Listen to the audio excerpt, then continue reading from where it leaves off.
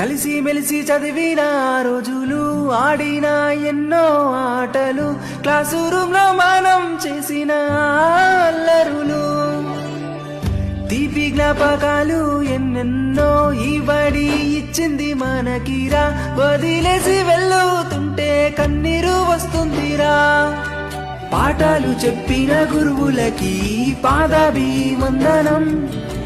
మిమ్మల్ని మేము ఎంతో మిస్ అవుతూ ఉన్నాం.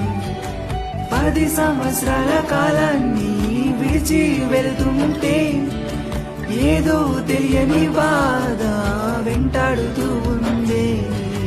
తరగతి గదిలో గడిపిన క్షణాలు ఇచ్చింది ఎన్నో తీపి జ్ఞాపకాలు.